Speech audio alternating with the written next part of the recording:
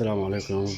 هاي الطيور خلصت تقريبا طول والحمد لله، وبلشت تغرد وبلشت عملية الرقص للتزاوج من هلا، يعني بكير وانا ما بدي اياهم يعني يبلشوا بهالوقت هذا. ان شاء الله خير، يعني بدهم شهر شهرين ليجهزوا كمان.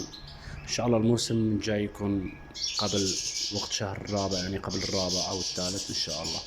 اتمنى التوفيق للجميع يا رب.